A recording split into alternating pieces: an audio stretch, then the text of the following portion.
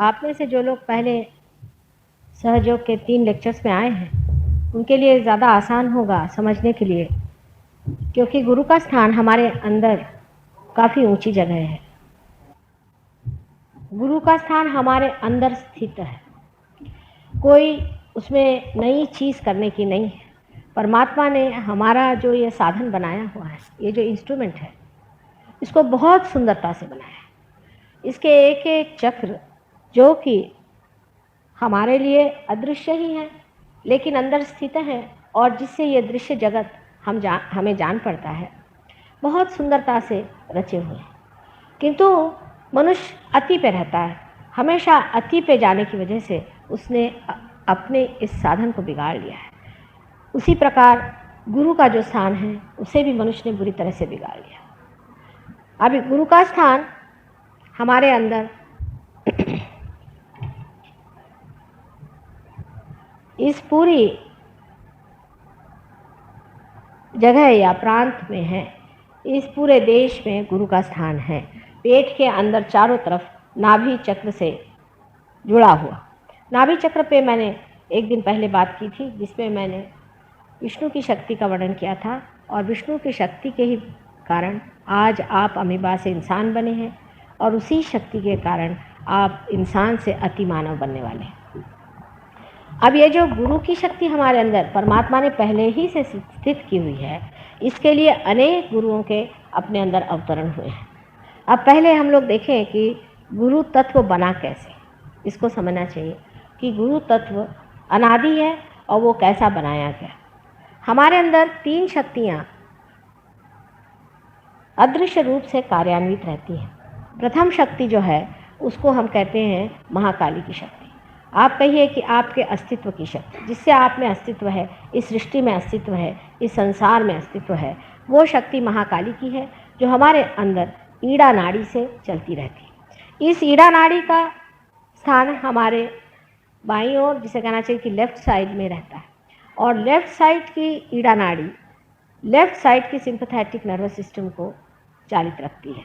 इसलिए left side की जो हमारी ईड़ा नाड़ी है वो हमें इच्छा देती है। इच्छा करने से ही मनुष्य कार्यान्वित होता है, और इसलिए दूसरी जो राइट साइड की जो पिंगला नाड़ी है वो हमें क्रिया शक्ति देती है। इसको हम महासरस्वती की शक्ति कहते हैं। तो हमारे पास एक तो महाकाली की शक्ति है और दूसरी हमारे पास महासरस्वती की शक्ति है। क्योंकि हम इनके नाम अंग्रेज़ी में नहीं कह सकते, इसलिए बहुत से लोग सोचते हैं ये बड़ा अनसाइंटिफिक मामला है, लेकिन इससे बड़ा साइंस और कोई नहीं हो सकता।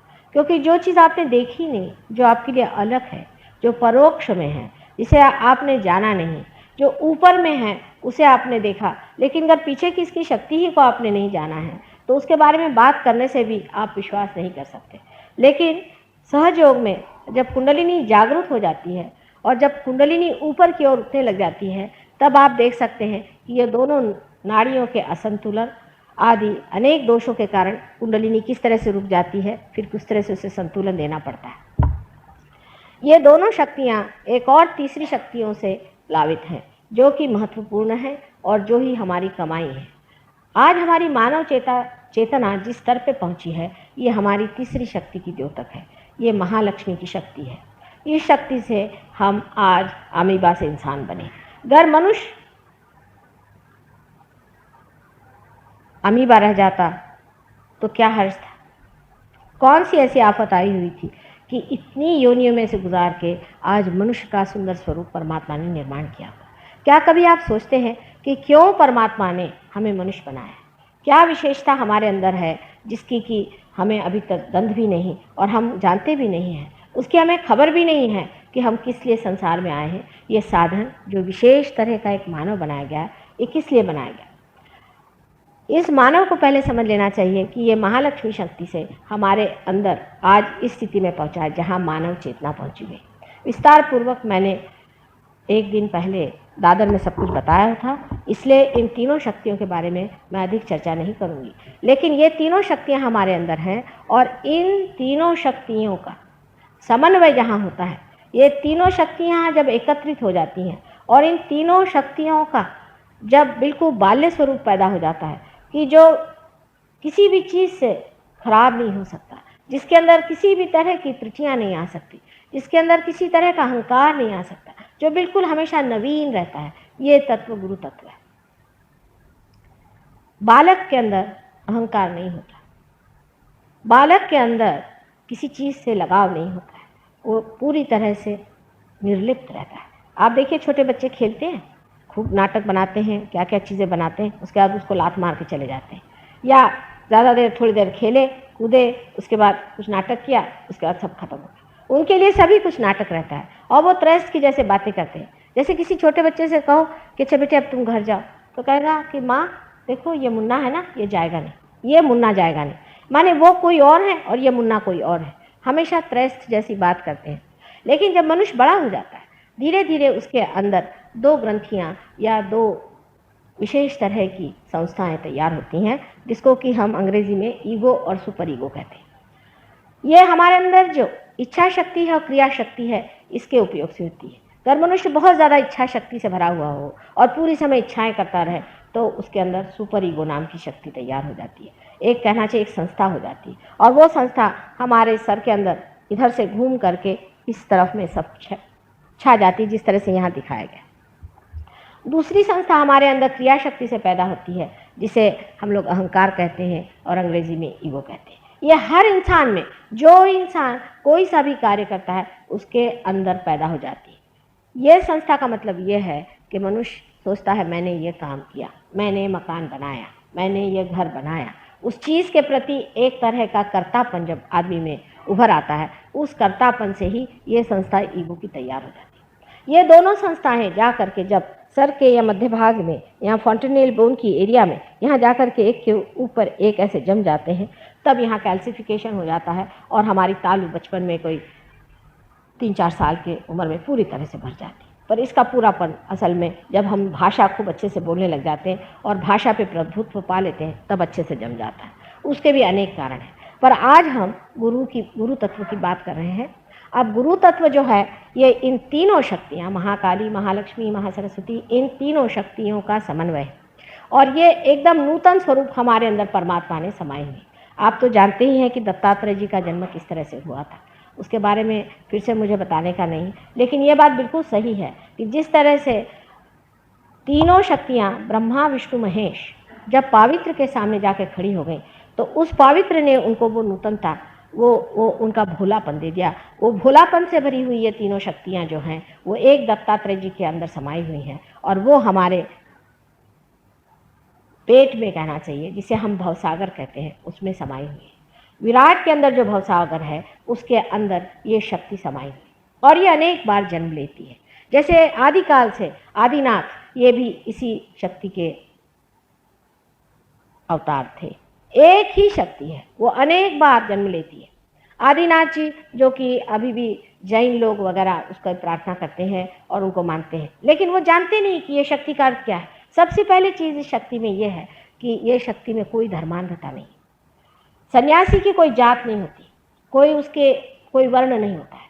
वो सन्यासी का मतलब ऐसा है कि वो सब जाति धर्म सबको मानता है, और अगर कोई भी गुरु अपने को किसी एक विशेष धर्म का अभिनेता समझे, तो समझ लेना चाहिए कि ये गुरु नहीं।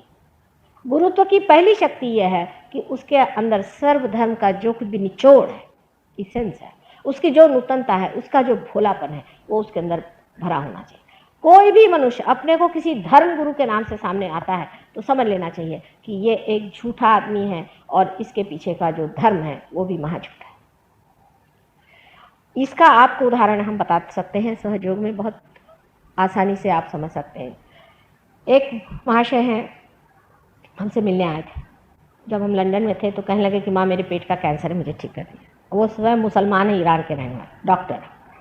मैंने उनसे पूछा कि तुम्हारा किस पर विश्वास है, तो कहने मोहम्मद साहब पे। मैंने कहा कि क्या सिर्फ मोहम्मद साहब पे? कहने हाँ। और किसी पे नहीं? कहने किसी और पे नहीं मेरा। तो मैंने कहा मैं तुम्हारे पेट का कैंसर नहीं ठीक कर सकता, मुझे माफ़ कर, क्योंकि पेट का कैंसर इस तरह के धर्मांधता से होता है कि एक मोहम्मद साहब मात्र हैं। मोहम्मद साहब हैं, ये भी दत्तात्रेय के ही अवतरण है पूर्णतया, और कुछ नहीं। मतलब ये कि वो स्वयं साक्षात दत्तात्रेय, इसमें कोई शंका की बात नहीं। लेकिन वही एक अवतरण नहीं है, इसलिए मोहम्मद साहब ही उनके पेट में जाकर गुस्से हो गए। समझ लीजिए आप इस देश के प्रेसिडेंट हैं और आप अगर महाराष्ट्र में आए तो लोग आपका आदर करें क्योंकि आप प्रेसिडेंट हैं, पर अगर आप बंगाल में जाएं और आपका आदर नहीं हो तो क्या प्रेसिडेंट साहब आपसे नाराज नहीं हो जाएंगे? उसी प्रकार ये एक ही शक्ति अनेक बार जन्म में आती है, और जब ये अनेक बार जन्म में आती है, हालांकि उसके नाम अलग होते हैं, उसकी जगह अलग होती है, जिस तरह की ज़रूरत होती है उसी प्रकार ये शक्ति संसार में जन्म लेती है। लेकिन इसका कभी भी अर्थ ये नहीं करना चाहिए कि वो एक शक्ति आई उसके बाद कोई शक्ति नहीं आएगी, जिस प्रकार कि हम लोग हमेशा करते रहते कि एक गुरु को मान लिया फिर और गुरु हो ही नहीं सकते। अब इन महाशय जी जिनको कि बुरी तरह से तकलीफ थी पेट की, ये 2-3 दिन बाद फिर आए, कहले माँ इसको तो ठीक करना ही होगा। मैंने कहा अगर ठीक करना है तो तुम्हें दत्तात्रेय जी को मानना पड़ेगा, नानक जी को मानना पड़ेगा। वो कहा अच्छा जो भी कहोगी वो मानूंगा मैं। फिर मैंने उनसे कहा कि अब तुम प्रार्थना करो नानक जी से कि मुझे क्षमा करें, मोहम्मद साहब से भी प्रार्थना करो कि मुझे क्षमा करें, और उसके बाद उनका कैंसर भी ठीक हो। आपको आश्चर्य हो गया कि आजकल इतनी संस्थाएं पॉलिटिकल भी राजनैतिक आदि बन जाती हैं जिसमें लोग ये सिखाते हैं कि इनके धर्मगुरु खराब हैं, उनके धर्मगुरु खराब। वास्तविकता ये है कि इनके जितने भी फॉलोअर्स हैं और जो डिसाइपल्स हैं जो अपने एक धर्म के कहते हैं, मुसलमान उतने ही बुरे हैं जितने हिंदू, हिंदू उतने ही बुरे हैं जितने ईसाई, और ईसाई उतने ही बुरे हैं जितने और धर्म के लोग। इनके जितने भी डिसाइपल्स हैं इन्होंने अपने गुरु को पहचाना नहीं और उनके कहने के अनुसार बिल्कुल नहीं चलता। इसका एक उदाहरण मैं आपसे दे सकती हूँ कि समझ लीजिए कि ईसाई लोग, ईसा मसीह ने अगर कोई बात खास कर कही होगी तो ये कि तुम लोग किसी भी मृत चीज़ के पीछे में मत, और भूत पिशाच आदि चीज़ों के पीछे में तो बिल्कुल नहीं जाना। किसी भी तरह से आपको चाहिए कि आप भूत पिशाच आदि जो कुछ डेड है उसे दूर रहें। इतनी खोल के बात मेरे ख्याल से जितनी ईसा मसीह ने बताई है सिर्फ नानक साहब ने बताई। इतनी खोल के बात बताने पर भी आप किसी भी ईसाई धर्म को जानने वाले या धर्म को पालन करने वाले या किसी भी राष्ट्र में जाके देखें तो आपको आश्चर्य होगा। लंदन में जहाँ मैं रहती हूँ, हर एक चर्च के अंदर में नीचे मुर्दे गड़े पड़े, आप वहाँ पाँव रखिए तो आपके पैर चटके खाते। हर एक चर्च के अंदर, मंदिर के अंदर उन्होंने मुर्दों गाड़ के रखे। जिस चीज को बिल्कुल मना किया गया था उसी को बराबर ये लोग करते। अब आप हिंदुओं की अकल देखिए, हिंदुओं की अकल उससे भी बढ़ के हिंदुओं के लिए बताया गया था कि सर्वधर्म एक ही है। इतना नहीं तो इतना भी बताया गया था कि तुम्हारे अंदर, सबके अंदर एक ही आत्मा का वास है, एक ही परमेश्वर का प्रतिबिंब जो आत्मा है, सबके अंदर एक आत्मा का वास है। अभी जाति पाति लेकर के झगड़ा करने वाले हिंदुओं से बढ़ के तो कोई, जब सबके ही अंदर एक ही आत्मा का वास है, और जब ये भी बताया गया कि तुम्हारा पुनर्जन्म होता है, तब आज आप हिंदू हैं तो कल मुसलमान होंगे, कल मुसलमान है तो परसों ईसाई होंगे, नहीं तो आप कल चमार भी हो सकते हैं, और नहीं तो आप और भी निम्न श्रेणी के हो सकते हैं। बड़े अपने को बड़े बड़े कहने वाले लोग जो कि अपने को बहुत सोचते हैं कि हम बड़े भारी हिंदू हैं, उनका व्यवहार ऐसा है कि चमारों से भी बदतर, उनसे शूद्रों से भी शूद्र, अति शूद्रों जैसे वो लोग आप देखते हैं जो मंदिरों में बैठ करके वहाँ दक्षिणा वगैरह लेते हैं। उनके बारे में आप अगर देखें तो आपको विश्वास नहीं होगा कि इनका और परमेश्वर का कहीं संबंध भी है, कि ये परमेश्वर के दुश्मन यहाँ बैठे।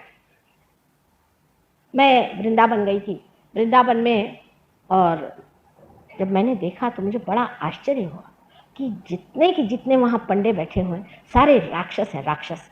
और राक्षस ही नहीं है, सारे कंस के अनुचर हैं। वो कृष्ण के सामने बैठ करके कृष्ण की बदनामी कर रहे हैं। इतना नहीं, जो जितने भी आते हैं उनके अंदर भूत भर है और सबका सर्वनाश कर रहे हैं। उन मंदिरों में से और उन सुंदर जगहों में से कृष्ण स्वयं उठ गए हैं, वो वहाँ रहना ही नहीं चाहते, ऐसी गंदी जगह। और आप आंखों से देखते हैं कि आपको रात दिन लूट रहे हैं, आपके साथ इतनी ज्यादती कर रहे हैं, आपको इतना झूठ बता रहे हैं, गांजा और क्या क्या ये चीज़ें होती हैं वहाँ बेचते हैं, औरतों को बेचते हैं, जेवर चुराते हैं, कोई चीज़ उन्होंने छोड़ी नहीं। तो भी हम उनको महागुरु समझ करके सब उनके चरणों में चले जाते। आपने ये सब काम किए लेकिन आपके बच्चे काम नहीं करने वाले। इसका दुष्परिणाम एक ही होने वाला है। वो दुष्परिणाम ये है कि आपके बच्चे कहेंगे कि ये परमात्मा परमात्मा कोई चीज़ नहीं, ये सब झूठ बात है, ये एक ढकोसला है। इसका परिणाम अनेक देशों में हुआ है। जैसे हमारे एक शिष्य हैं और वो अल्जीरिया के रहने वाले मुसलमान हैं। वो जब लंदन आए, लंदन में वो हमारे पास आए तो उन्होंने कहा कि माँ मेरा तो विश्वास ही नहीं भगवान। हमारे यहाँ जितने यंग लोग हैं जो पढ़े लिखे हैं, डॉक्टर्स हैं, आर्किटेक्ट्स हैं, वकील हैं, उनका कोई विश्वास परमात्मा पे नहीं। वो कहते हैं ये सब फेनेटिसिज्म है, सब झूठ है, ये पैसा कमाने के धंधे, और ये सारी संस्था ही बिल्कुल गलत है। उसके बाद जैसा कि सहयोग का एक बड़ा भारी वरदान रहता है, वो एकदम से पार हो गया।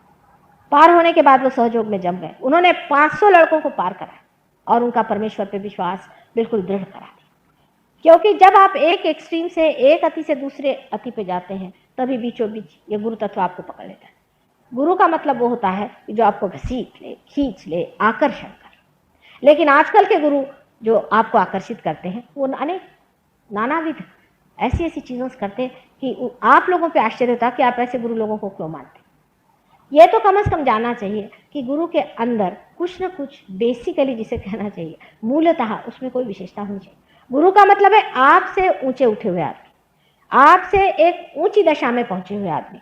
आपसे जो निम्न स्तर पे है वो आपके गुरु कैसे हो सकते? जो आदमी पैसा खाता है आपसे, आपके पैसे पे जीता है, जो एक पैरासाइट है। आप कभी किसी के यहाँ जा करके मुफ्त रहेंगे, मुफ्त खाना खाएंगे? जो आदमी जिंदगी भर यही करता आया, वो आदमी आपका गुरु कैसे हो सकता है? वो आपका आश्रित हो सकता है, नौकर हो सकता है। वो आपका गुरु कैसे हो सकता है जिसने जिंदगी भर कोई काम धंधा नहीं किया और सिवाय आपसे पैसा लेकर के उस पर जीता रहा? इस तरह के पैरासाइट आप सुबह से शाम तक पालते रहते और उनके गुरु मान्यता मान करके और उनके लिए दुनिया भर की चीज़ें आप वहाँ भेजा करते हैं और उनको पूरी तरह से पूरी करते हैं। यहाँ तक इस चीज़ का पहुँच गया है मामला कि कुछ कुछ गुरु तो ये है कि अपने को सोने में, तो कभी हीरे में, तो कभी किसी चीज़ में तौल लेते हैं और वो सारा तौल अपने पास लेकर के कहते हैं कि जो कुछ तुम मुझे दोगे वो तुमको परमात्मा के पास मिले। इस तरह की झूठी बातें अपनी समाज में इतनी सुशिक्षित होते हुए भी हम लोग मान लेते हैं। मुझे आश्चर्य आप पे नहीं होता, मुझे ज़्यादा आश्चर्य होता है उन परदेसी लोगों पर जो कि अपने को बड़े विद्वान और बड़े डेवलप समझते हैं। इतना गधापंती करते मैंने इन्हें देखा हुआ कि मैं अगर आपको उन लोगों की बातें बताऊं तो आप आश्चर्य पड़ जाएंगे कि इतने हद तक तो आप लोग जाते ही नहीं गुरुओं के मामले में। गुरु पर उनसे कहें तो उनकी विष्ठा भी ये खाने के लिए तैयार रहते हैं, इतनी इन लोगों पर हालत खराब है। तब विचार बनता है कि ये इतने पढ़े लिखे लोग इस तरह से क्यों करते? गुरु तत्व में क्या खराबी आ गई? किस तरह से ये इसको मान लेते हैं? और इसका सीधा सरल, बिल्कुल बहुत ही सरल उत्तर ये है कि ये लोग गुरु तो नहीं है, लेकिन ये हिप्नोटाइज करते हैं। इनमें हिप्नोसिस की पावर होती है जिससे आदमी को हिप्नोटाइज कर देते हैं। हिप्नोटाइज करने से आदमी की बुद्धि सारी नष्ट होकर के वो पूरी तरह से इसमें बहता चला जाता है। ऐसे अनेक गुरु इस कलयुग में पैदा हुए। उसमें से कुछ कुछ तो परले दर्जे के राक्षस हैं जिनको कि अनेक बार देवी ने मारा हुआ, फिर से वापस आ गए। और ये राक्षस लोग सारी राक्षसी वृत्तियाँ, सारी अनैतिकता, हर तरह की चीज़ आपको सिखाते हैं और आप मुँह बाहे देखते रहते हैं कि क्या मेरे लिए प्रचंड पंडित प्रकांड बिल्कुल वेदांत सुना रहे हैं। गुरु के जो गुण हैं उसमें से पहला गुण यह है कि वो आपके पैसे और आपके धन को ठोकरों पे रखता है। उसके आपके कोई चीज़ की उसको परवाह नहीं, आप उसको बांध नहीं सकते। वो अपना लहर से चलता है। उसका मन हो तो आपसे बात करेगा, नहीं तो नहीं। आपके आगे पीछे दौड़ने वाला वो नहीं, क्योंकि मैं आपकी माँ हूँ, मैं आपको समझाती हूँ और मैं आपसे समझाती हूँ कि बेटे अपने अंदर के गुरु को जानो, अपने रुख पहचानो। लेकिन जो जो मुझे मिले हैं बड़े पहुँचे, वो तो कहते हैं कि इन गधों को 50 गालियाँ सुनाते, माँ तुम क्यों रियलाइजेशन दे, इनको मरने दो थोड़े देर, इनको ये होने दो। उनके तो वृत्ति ही इतनी अलग है, हाथ में वो लोग एक एक बड़ा बड़ा डंडा, नहीं तो चिमटा लेके बैठते और या तो पत्थर लेके बैठते। कोई आदमी उनके पास आए तो उसको पत्थरों से मांगते हैं, भागो यहाँ से, यहाँ कुछ नहीं मिलने वाला। माँ की दृष्टि और होती है और गुरु की दृष्टि और होती है, और माँ को गुरु जब बनना पड़ता है तो बड़ी परेशानी की बात है। ये हृदय तो इतना भरा रहता है करुणा से और इतना साद्र हृदय रहता है, ये निर्वाज्य बिल्कुल जो प्यार बहा जा रहा है वो देने के लिए माँ इतनी तड़पती रहती है, और उधर गुरुता की वजह से आपके साथ थोड़ा सा डिसिप्लिन भी करना पड़ता है, आपको बताना भी पड़ता है कि बेटा ये गलत बात है। वो कहते भी तकलीफ होती है पर करना ही पड़ता है। ये गुरु तत्व आपके अंदर है, इसका आपने अनेक बार अपमान किया हुआ है, आपके अंदर बसा हुआ है। अब आपको आश्चर्य होगा कि साधारण मनुष्य में भी ये गुरु तत्व किस तरह से कार्यान्वित होता है। जैसे कि आप किसी के घर खाना खाने जाए, अगर आप अच्छे आदमी हैं तो, और अगर आदमी वो दुष्ट प्रकृति का हो या खराब प्रकृति का हो, आप वो खाना पचा नहीं सकते, आपके एकदम उलट जाएगा, आप घर आएंगे कहेंगे बाबा रे बाबा ऐसा पता नहीं क्या था, वहाँ हालत जी मचलने लग गया। कभी कभी तो यह होता है किसी आदमी को देखो और चक्कर आने लग जाता है कि पता नहीं ये आदमी है कौन। इसी प्रकार एक दिन हम कहीं खाना खाने गए थे, तो बहुत ही वो शरीफ आदमी लग रहे थे, उनकी बीवी थी, 3 बच्चे थे, बड़े शरीफ कर बन के घुमा करते थे। और जाते साथ मेरी हालत ख़राब हो गई, मैं सास के साथ चलो अब घर मेरे बस का नहीं। कहा भैया ऐसा कैसे, अब तुम तो चीफ गेस्ट हो यहाँ पर। मैंने कहा चाहे जो भी हो मेरा हाल ख़राब हो, घर चलिए, आप मेरे बस का नहीं, यहाँ तो कुछ बड़ी आतंक की बात चल रही। जब मैं घर पर चली आई उसके बाद 8 दिन में एक छोटी सी लड़की हमारी लड़की के साथ पढ़ती थी, वो आई। तो मैंने उनसे पूछा, उसका भी नाम वही था जो इस महाशय का था। तो मैंने कहा क्या तुम इन्हें जानती हो? कहले वो तो मेरे पिता। मैंने कहा तुम्हारे पिता कि तुम्हारी ऐसी दशा को? कहले उन्होंने मेरी माँ को छोड़ दिया, मेरी माँ की सारी प्रॉपर्टी ले ली और अब इस औरत को रखा हुआ है घर में, और ये 3 बच्चे जो हैं वो ऐसे ही उनके आए। और उसके आँख से एकदम आंसू छलछला पड़े। कहले मेरी माँ बहुत सरल स्वभाव की थी, इतनी रोई इतना चीखा, पर इन्होंने उसे छोड़ दिया और इस औरत को अपने पास रख लिया। अब देखिए कि उस घर में जो दुख था, उस घर में जो तकलीफ उस औरत की थी, उससे सारा वातावरण बिल्कुल दूषित था। और मैं वहाँ उनकी सारा जो आमोद प्रमोद हो रहा था उसमें बिल्कुल हिस्सा नहीं ले पा रही थी। मेरा जी खुद इतना दुखी हो रहा था और आंखों से आंसू बार बार टपक पड़ रहे थे। मेरी समझ नहीं आ रहा था कि इस वातावरण में ऐसा कौन सा दुख है, ऐसी कौन सा दुखी जीव है जो कि मेरी आत्मा को अंदर से खींच रहा है। और ये बात आप समझ लीजिए कि आपके भी गुरु तत्व में है। आप किसी के घर जाते हैं तो आप देखते हैं कि आपको उनका अन्न पसंद नहीं आता। ये सब गुरु तत्व आपके अंदर है, लेकिन आप उसे जागरूक नहीं रखते। अब गुरु तत्व को मारने के तरीके क्या है वो मैं आपसे बताऊं। मनुष्य किस तरह से अपने गुरु तत्व को मारते रहता है। किसी को बुरा नहीं लगना चाहिए, क्योंकि मैंने कहा है मैं माँ हूँ, जो सही बात है मैं आपको बताऊंगी और मुझे बतानी पड़ेगी, उसमें बुरा मानने की कोई भी बात नहीं। सब लोग समझ से इस बात को समझ लें कि हम अपने गुरु तत्व को हर समय खराब करते रहते हैं, और किस तरह से हम अपने गुरु तत्व को खराब करते हैं वो देख लीजिए। एक तो गुरु तत्व में हमारे अंदर जो चेतना है, जिसे हम अवेयरनेस कहते हैं, इसको संभालने वाला हमारा लिवर है, जिसे यकृत कहते हैं। जब तक हमारा यकृत ठीक रहेगा हमारी अवेयरनेस चेतना ठीक रहती है, और जैसे ही हमारा यकृत खराब हो जाता है हमारी चेतना मचलने लग जाती है। आपने देखा होगा जिसे पित्त होता है उस आदमी ने देखा होगा कि जब भी पित्त वाला आदमी जरा सा कुछ तला हुई चीज़ खा ले उसको फिर से वॉमिटिंग शुरू हो जाता है। पेट के अंदर आपकी अवेयरनेस को पोषित करने वाला ये यकृत है, और इसलिए यकृत का ठीक रखना बहुत ज़रूरी है। अब यकृत क्या करता है? यकृत जो भी कुछ, ये लिवर जो है, ये जो भी कुछ हम जहर खाते हैं, जो भी हमारे अंदर गलती से चला जाता है उसको अलग कर देता है, उसको एनालाइज कर लेता है, और जो कुछ भी जहर है उसको खून के द्वारा वो खून में लौटा देता है, जिसको कहना sorting out of the poisonous. वो सारा काम लिवर करते रहता है। अब इसका बिगड़ना बहुत देर से पता चलता है, धीरे धीरे ये काम होते रहता है। पर कोई ऐसी चीज़ें हैं जिनके कारण ये यकृत या ये जो लिवर है हमारे पेट के अंदर राइट साइड में, ये बहुत ही जल्दी खराब हो जाता है। सबसे बड़ी चीज़ जो यकृत के विरोध में है वो है शराब। जितने भी गुरु आज तक संसार में हो गए, चाहे वो अब्राहम हो, चाहे वो मोसेस हो, चाहे वो लाओत्से हो, और चाहे वो सोक्रेटिस हो, ये सारे गुरु तत्व हैं। सारे ही गुरु तत्वों ने अवतार संसार में लिए थे, वो सब लोग ये गुरु हैं। इसमें से कोई भी गुरु हो, सब ने कहा है कि शराब पीना मानव धर्म के विरोध में, क्योंकि अपने 10 धर्म पेट में है। उस 10 धर्मों पे आक्रमण होता है, जबकि हमारी चेतना पे आक्रमण होता है। अगर मनुष्य की चेतना ही कम हो जाए, जब वो चेतना के ही विरोध में बैठती है चीज़, तो वो हमारे लिए गलत है। लेकिन अभी कुछ दिन पहले हमारे एक शिष्य थे, जिन्होंने सहयोग में ही इस पर बड़ा काम किया, और उनको अब उस पर डॉक्टरेट मिली हुई है लंदन में। मॉरिशस के रहने वाले, उनका नाम रजिस है। उन्होंने अब ये सिद्ध कर दिया कि किस तरह से शराब हमारे विरोध में पड़ती है, क्या वजह है। अब ये बहुत ही सूक्ष्म चीज़ है, इसे आप समझ लें कि हाइड्रोजन ऑक्सीजन से बना हुआ पानी का एक परमाणु है, हाइड्रोजन और ऑक्सीजन। उसमें से ऑक्सीजन एक है उस परमाणु में, और 2 हाइड्रोजन के अणु हैं। इस प्रकार 3 अणुओं से बना हुआ एक परमाणु है। अब जब न्यूट्रल स्टेट में रहता है तो ऑक्सीजन बीच में रहता है, दोनों साइड में हाइड्रोजन रहता है। जब रक्त का पानी जब हमारे लिवर के पास जाता है, तब लिवर से ये जो पानी है ये जो कुछ भी उसके अंदर बसा हुआ जहर है, पॉइजन है, उसे खींच लेता है। अगर न्यूट्रल स्टेट में रहा तो बहुत ही आसान है। लेकिन जबकि समझ लीजिए ये लिवर है और लिवर में ऐसे न्यूट्रल स्टेट में वो आ जाए तो वो ले सकता है, लेकिन अगर समझ लीजिए इस तरह से हो जाए तो कुछ भी रिसीव नहीं कर पाता। जब आप शराब पीते हैं तो शराब के फर्मेंटेशन के प्रेशर की वजह से ऑक्सीजन नीचे आ जाता है और हाइड्रोजन ऐसा आ जाता है, और ये कुछ भी रिसेप्शन नहीं हो पाता, कुछ भी ले नहीं पाता, कुछ भी स्वीकार नहीं कर पाता। इसके कारण उसके अंदर का जो पॉइजन है वो वैसे ही बना रहता है। लेकिन आपने देखा होगा कि कोई आदमी शराब पीता है लेकिन उसे टेम्परेचर नहीं आता।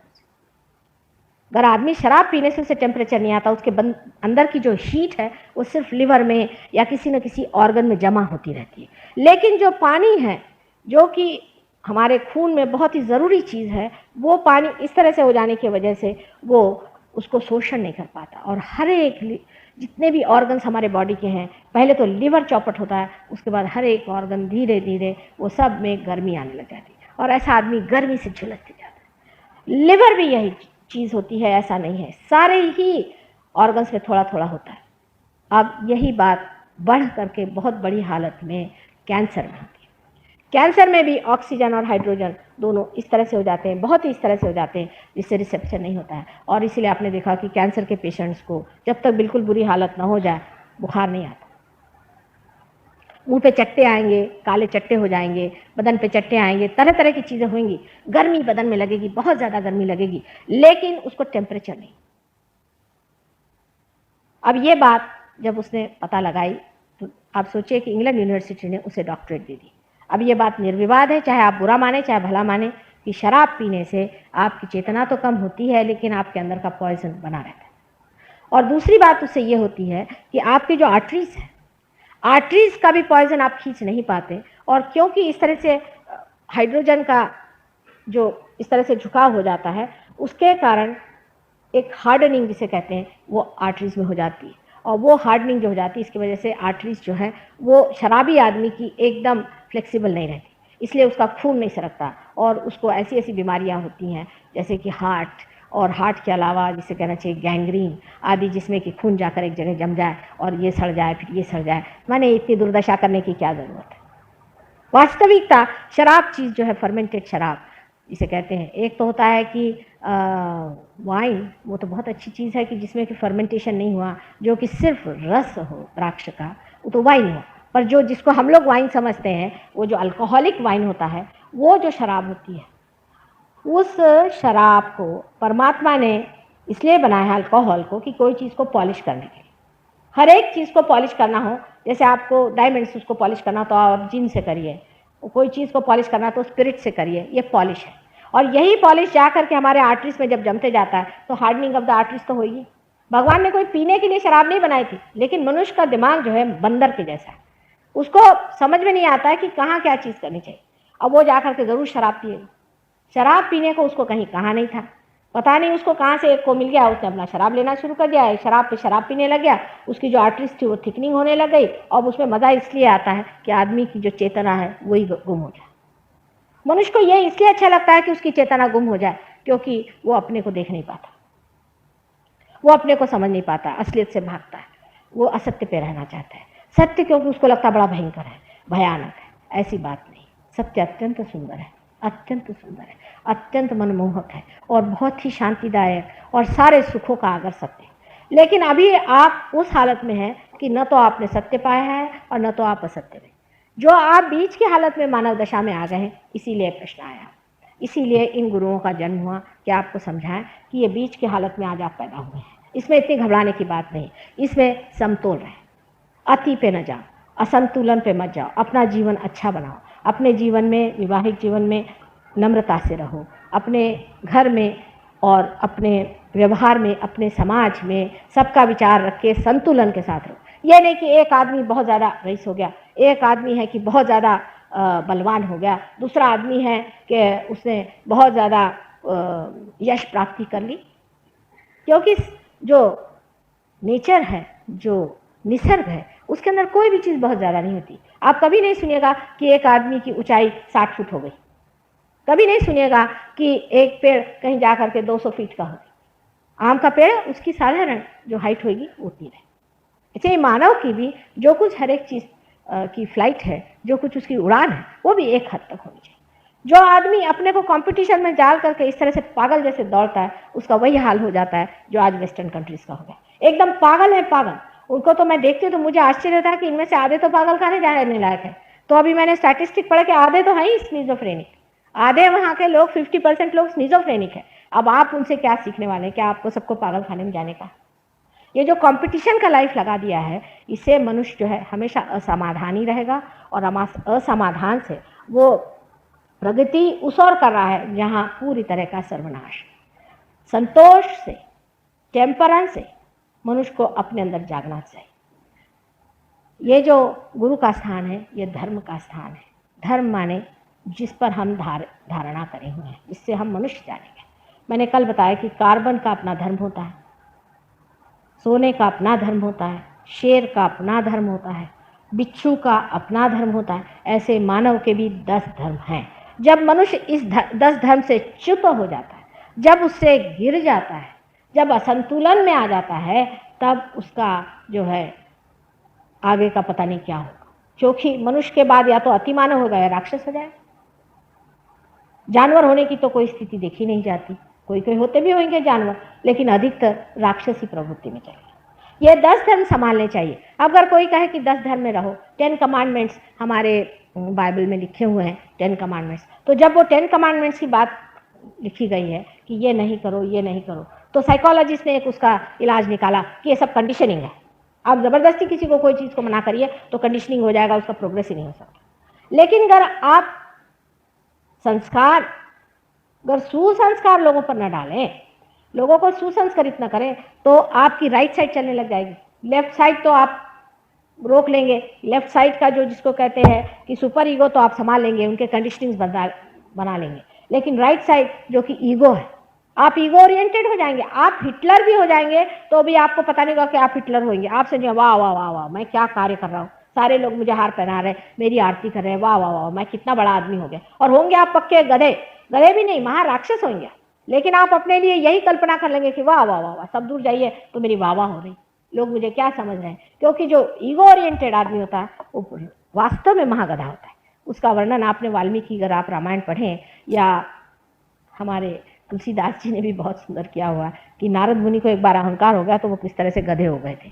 लेकिन आज ईगो ओरिएंटेड आदमी इस कदर वल्गना करता है, इतनी बड़ी बड़ी बातें करता है, और लोग उसको इस तरह से सुनते अभिभूत होकर वाह वाह वाह, ही सोच सच ए सक्सेसफुल मैन। और आप अगर देखें उस आदमी का ज़रा सा ये निकाल के, तो इतना बेवकूफ़ और इस कदर छिछलापन उसके अंदर होता है, इस कदर उसकी सतह इतनी ऊपरी होती है कि आश्चर्य लगता है। और यही बात है कि ईगो ओरिएंटेड आदमी आप लोगों को ज़्यादा इंप्रेस करता है, आप पे बहुत असर डालता है। अगर कोई आदमी खड़े होकर के तानाशाही करे और कहे कि मैं फलाना ठिकाना, तो सब लोग कहते हैं वाह वाह वाह वाह, क्या अच्छा आदमी मिला। अगर आप कंडीशनिंग को हटा देते हैं तो आदमी बेशर्म हो जाता है। बेशर्म ही नहीं होता है, वो बिल्कुल बेछूट हो जाता है, जिसको अबेंडेंट है। धर्म बीचों बीच, ना तो बेछूटता ठीक है, नहीं धर्मांधता ठीक है, नहीं कि बहुत ज़्यादा अंधेपन की बात है, नहीं कहीं कि हम सब कुछ हैं उस अंधेपन में दौड़ने की बात है। बीचों बीच परमात्मा का स्थान है, बराबर बीचों बीच धर्म स्थापना होती है, और इस धर्म को संभालना ही अपने गुरु तत्व की रक्षा करना।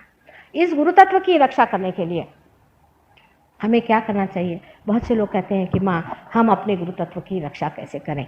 पहली बात है कि अपने गुरु कौन है इसे समझ लेना चाहिए। अब एक महाशय है, वो हमारे गुरु हैं। भाई क्या करते हैं? नहीं ऐसे कुछ नहीं, बस उन्होंने हमको एक नाम दे दिया, नाम दे दिया, बस हो गया। अरे भाई, नाम देने के लिए गुरु काय को चाहिए? कोई गधा भी दे सकता है। उन्होंने आपने नाम क्यों दिया? कोई आपका वो चक्र खराब है क्या? आपका कोई प्रदेश खराब है कि वहाँ के राज्य का नाम आपको दे दिया? नहीं, उन्होंने राम का नाम दे दिया, हम राम का नाम जप रहे। राम कोई आपके नौकर है क्या आप उठे सुठे राम का नाम लीजिए? आपके गुरु अगर अधिकारी हो तो कभी भी आपको इस तरह से कोई नाम नहीं दे। पहली चीज, कोई गुरु अगर आपको नाम दे तो आप समझ लीजिए कि सबसे गलत बात है। अब इसका मैं उदाहरण आपको बताऊं। अगर समझ लीजिए आपको बीमारी है कोई भी, तो हम आपसे कहेंगे कि अच्छा भाई ठीक है, आपको ये बीमारी है, आप जा करके ये दवा, इस दवा को ले लो। समझ लीजिए आपको पेट की बीमारी, हम कहेंगे अच्छा आप जाके इंटरवायोफॉर्म खा लो, समझ गए। लेकिन हम जिसको देखो उसको इंटरवायोफॉर्म खा लो ऐसा कहें तो आप क्या कहिए? जब आप डॉक्टर ही नहीं हैं, जब आपको निदान ही नहीं मालूम, जब आपको तकलीफ नहीं मालूम, आप कौन सी दवा दें? और क्या आप हमेशा के लिए वही दवा खाते रहो कहिएगा? तकलीफ कहाँ है? कौन सी तकलीफ है? और फिर जब आप डॉक्टर नहीं है तो आप प्रिस्क्रिप्शन कैसे दे रहे? जो आदमी आत्म साक्षात्कारी नहीं है वो तो पहले गुरु नहीं होता। हम तो एक गुरु साहब से मिले, बहुत मज़ेदार आदमी है, बहुत पहुँचे हुए आदमी है, बड़े मज़ेदार। वो एक साहब को हमने भेजा उनके पास में, देखा जरा इनकी तबीयत दुरुस्त करो। 1 महीने बाद वो आए तो बिल्कुल थके हुए दुबले पतले हो गए। हमने कहा क्या हुआ, क्या गुरुजी ने क्या किया? कहले कुछ नहीं, रोज़ सवेरे मुझसे कहते कि शिव जी का मंदिर दो, और वो मुझे चढ़ना पड़ता था 1 मील, रोज़ 1 मील मैं अपने बाल्टी में पानी ले जाके जाता था, वहाँ धोता था, 3-3 4-4 बाल्टियाँ ले जाऊँ धोऊँ, उसके बाद आकर के अभी साफ़ नहीं हुआ, अभी फिर से करो। सारा महीना मुझसे शिव जी का मंदिर धुलाया। मैंने गुरुजी से पूछा भाई ये क्यों करें? कहले गधे को गधे का काम, और गधा आदमी है उसको रियलाइजेशन आप दो, मैं तो नहीं देने वाला, आपको देना हो तो। इन गुरुओं का स्वभाव इसलिए इतना कड़क हो जाता है कि उनको मनुष्य की प्रचीति हो गई। वो जानते हैं कि साधारण मनुष्य जो है वो बिल्कुल भी बहुत ही उथला है, और वो करुणा नहीं जो माँ की होती है। उन्होंने खुद मेहनत से सब कमाया हुआ है, तो वो वही चाहते हैं कि ये भी सब मेहनत करें, इनको भी ठीक करना चाहिए। खूब धो पीट करके, जैसे धोबी नहीं मार मार के ठीक करते हैं, ऐसे वो ठीक करना चाहते हैं। माँ की बात और है, माँ कहती चलो भाई जैसा भी है, बच्चे ही हैं, इनको दे ही। ये एक बड़ा भारी अंतर पड़ता है। लेकिन इनमें से एक गुरु महाराज की बात आपसे बताएं कि एक गुरु जी बम्बई के पास एक जगह हमारी शिष्या रहती थी, वहाँ पर आए, उनसे कहने लगे कि आपके माता जी कब आने वाले हैं? मैं उनके लिए यहाँ 12 साल से बैठा हूँ। तो उन्होंने कहा क्या है 12 साल से आप उनके लिए क्यों बैठे? कहले मेरे गुरुजी ने कहा कि वो आएंगी और वही तुम्हारा आज्ञा चक्र ठीक करेंगे। तो उसको कुछ समझ नहीं आया। उससे कभी आज्ञा चक्र तो 1 मिनट में माता जी ठीक करते, तो 1 मिनट में, तुम्हें 12 साल यहाँ मरने के लिए क्यों भेजा? कहले क्या बताऊँ, सर दर्द से पड़ा हुआ, अब जब माता जी आएंगे तभी होगी। जब मैं आई तो वो ले गए अपने वहाँ कुटी में जहाँ रहते थे, वो बड़ा उन्होंने बिठाया। कहले मेरे गुरुजी भी आपसे मिलने आए हैं अमरनाथ से। मैंने कहा अच्छा। वो गुरुजी साहब एक तरफ मुँह करके बैठे थे, मैं गई तो पैर छुए बेचारे अपने, फिर से बैठ गए। तो मैंने कहा कि आपने इनका आज्ञा चक्र क्यों नहीं ठीक किया? 1 मिनट का काम, आप तो इतने पहुँचे हुए आदमी। कहले मरने दो इसको। 50 उन्होंने गालियाँ दी और मेरे सामने 2 झापड़ मारी। मैंने कहा बाबा ये क्या कर रहे हैं, इतने जोर से इसको मारा क्यों? तो उनका कि ये तो आपके आने से पहले सिगरेट पी रहा था। मैंने कहा अच्छा आपने कैसे जाना? कहले मैंने देखा इससे मुँह से धुआं निकल रहा था, इतना ये दुष्ट आदमी, इसका आज्ञा चक्र आप ही ठीक कर सकते हैं। मैंने कहा भाई देखो चाहे जो भी हो, सिगरेट छोड़ देगा, तुम इसका आज्ञा चक्र तो ठीक करो, मैं नहीं ठीक करने वाला। उसके बाद मैंने उसका आज्ञा चक्र ठीक किया। उसके बाद वो मुझसे कान में कहने लगा कि माँ इनके सामने कुछ मत कहो। 3 दिन से मुझे इन्होंने कुएं पे बांध के रखा था, और 3 दिन मुझे कुएं से नीचे डुबोते थे, ऊपर करते थे, और कहते थे तुम्हारा आज्ञा चक्र ठीक हुआ कि नहीं हुआ। तो मैंने कहा भाई तुम इसको क्यों टिके हुए हो इस आदमी के साथ में, ऐसा गुरु तुम्हारा दुष्ट है। पहले माँ क्या करूँ, अब तो आदत हो गई दुष्टता की, कोई प्यार से मुझे सिखाएगा तो मेरे बस का नहीं रहेगा। इतना इन्होंने मुझे मार पीट करके ठीक किया। ये दृष्टि बहुत से गुरुओं की हो जाती। उसकी वजह ये कि जब तक आदमी कठोरता से पेश ना आए, वो सोचते हैं कि मनुष्य ठीक से नहीं चल। लेकिन मेरा विश्वास बहुत ज़्यादा है, मेरी आशाएं बहुत ज़्यादा है। मैं तो सोचती हूँ कि मनुष्य पहले ही से बहुत ज़्यादा संतप्त स्थिति में, और जब तक उसे देखा ही नहीं, वो अलग परोक्ष है, उसको जब तक देखा नहीं, तब उनके साथ सद्व्यवहार ही करना चाहिए, और उनको बताना चाहिए, और उनको उस रास्ते पे ले जाना चाहिए। अनेक गुरु जो संसार में आए, जिन्होंने हमारा मार्ग अपनाया, जैसा मेरा मार्ग है, ज्ञानेश्वर जी थे, या हमारे यहाँ तुकाराम जी हो गए, हमारे यहाँ नामदेव हो गए, वैसे ही नानक जी हो गए, कबीरदास जी हो गए। इन लोगों ने संसार में रह करके लोगों की सेवा की और उनको धर्म सिखाया। उन सब के साथ बहुत जाती की, सबको इस तरह से सताया गया, मारा गया, पीटा गया, उनको खाने को नहीं, उनको भूखो रखा। ज्ञानेश्वर जी की तो बात सुनती हूँ तो मुझे लगता है कि कैसे लोग इसको कर पाए। इतनी ज्यादती उनके साथ लोगों ने कैसी की, इतनी क्रूरता उनके साथ करी है, और आज उनकी पालकी लेकर के घूम रहे। अब ज्ञानेश्वर जी की पालकी चली जा रही। मैंने कहा कि वो कभी पालकी में बैठे भी थे, उन्होंने कभी पालकी का मुंह भी देखा था? 50 आदमी उनकी पालकी लेके चले और सब उनको खाना खिला रहे। ये किस तरह की धती, जिसको कहना चाहिए, किस तरह का झूठापन और किस तरह का अपमान है गुरु तत्व का, कि आप जिस आदमी के लिए कभी भी आपने ये भी नहीं सोचा कि उसने खाना खाया कि नहीं खाया, उसकी आप पालकी बना के घुमाते हैं और उसके दम पर आप खाना खाते हैं। मनुष्य इतना विक्षिप्त है, इतना विक्षिप्त है, और इतनी विक्षिप्तता वो इसलिए लिए हुए है कि परमात्मा ने उसे पूर्णतया स्वतंत्रता दी है कि तू चाहे विक्षिप्त हो, चाहे तू गधा हो, चाहे तुझे जो करना कर, या चाहे तो तू परमात्मा को पाले। मैं माँ हूँ, माँ हमेशा यही प्रयत्न करेगी, बच्चों से यही कहेगी कि बेटे तुम परमात्मा को ही पालो। मेरे गुरुता इसी में मैं मानती हूँ कि मुझे बहुत लोग सताते भी हैं और परेशान भी करते हैं, चाहे जैसा भी हो। लेकिन मेरे साथ शायद ये भी है कि मेरे पास बहुत ही ज़्यादा पेशेंस है। लोग कहते हैं कि माँ तुम्हारा निर्व्याज प्यार है, चाहे जो भी कहें, लेकिन वास्तविकता ये है कि मुझे उनकी परेशानी ज़रा भी नहीं झुलसती, ना मुझे उसकी कुछ तकलीफ़ होती है। मेरे समय हर समय रहता है कि कितने लोग जल्दी से जल्दी पार हो जाए, कितने लोगों को ये अलख जो है मिलना चाहिए। आज सहयोग उस स्थिर पे आ गया है, उस स्थिति पे आ गया है जिसे आज महायोग कहना चाहिए। जब तक ट्रेन स्टेशन के अंदर न पहुंच जाए तब तक हम नहीं मानते कि ट्रेन से आ गई। या जिस तरह से हम कह सकते हैं कि नदी जब तक समुद्र में न मिल जाए तो हम उसे संगम नहीं कहते, उसी प्रकार जब तक आपके जीव का शिव से संबंध नहीं जुड़ता, जब तक कुंडलिनी उठ करके ब्रह्मरंध्र को छेद नहीं देती, तब तक इसको योग नहीं कहना चाहिए। तब योग के सिर्फ प्रिपरेशंस होते हैं। जैसे और जो योग हैं, अनेक जो योग हैं, ये सारे योग उसके प्रिपरेशंस हैं। और जब कुंडलिनी नीचे से ऊपर उठती है तो ये सारे योग अंदर घटित होते होते होते होते कुंडलिनी सहस्त्रार पे आ जाती है और सहस्त्रार पे आकर के इसको छेद देती है। ये सबसे बड़ा महायोग है। इसलिए सहयोग जो अनादि काल से चल रहा है, सहज जो आपके साथ पैदा हुआ है, जो आपके साथ अनेक वर्षों से चला आ रहा है, जिसकी आज परिपूर्ति होने की बात आई हुई है, उस सहयोग का आज महायोग नाम देना चाहिए। पर मैंने शुरुआत में यही विचार किया कि मनुष्य की बात है, अगर मैंने पहले से महायोग शुरू किया तो इन्होंने कांड शुरू कर देंगे और सब मेरे पीछे लग जाएंगे हाथ धो करके कि बड़े आए महायोग करने वाले, आप कौन होते हैं महायोग करने वाले, सब खड़े हो जाएंगे डंडे ले करके। इस वजह से मैंने इसका नाम महायोग नहीं कहा, लेकिन सहयोग की आज स्थिति महायोग पर पहुंच गई और आप महायोग के स्थिति पर आ गए हैं। ये समय आ गया है कि आपके जितने भी गुरुतत्व आज तक के पले हुए हैं, पोसे हुए हैं, वो सारे के सारे फलीभूत होने वाले हैं और उस फलस्वरूप आपको आज वो चीज़ मिलनी चाहिए जो अनेक वर्षों से गुरुओं ने आपको देने की कही थी कि आपको मिलेगा, ये समय आने वाला है, होने वाला है। होता था एक दो, पहले गुरु लोग एक या दो शिष्य रखते थे। ज्ञानेश्वर जी के कितने शिष्य थे? एक। फिर उनके कितने शिष्य थे? एक या दो। इतना समुदाय कोई अपने शिष्य या बच्चे नहीं बनाता था, ना कोई इतने आत्म ज्ञान देने की बात करता था। लेकिन जब तक कोई चीज़ सामुदायिक नहीं होती और सर्वसामान्य को नहीं मिलती, उसका कोई अर्थ ही नहीं रहता। और समय आ गया है क्या सामुदायिक को मिले, इसलिए आप सबको ये मिलने का बिल्कुल पूरा अधिकार है, क्योंकि आपके अंदर ये पूरी चीज़ समाई हुई है, आपके अंदर सारी चीज़ बसी हुई है और ये आपको मिलना चाहिए।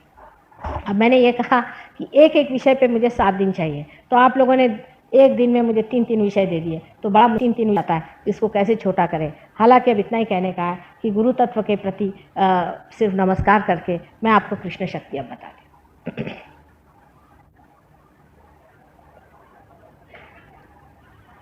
कृष्ण शक्ति जो हमारे अंदर है, ये मनुष्य की शुरुआत है। मनुष्य ने जब अपनी गर्दन ऊपर की तब उसके अंदर इस चक्र की स्थिति बनी है, जिसको कि हम विशुद्धि चक्र कहते हैं, जिसके अंदर 16 पंखुड़ियाँ हैं, जो कि हमारे पीछे के हिस्से में, यहाँ पर अगर आप गर्दन के पीछे के हिस्से में देखें तो इस जगह पे वो है।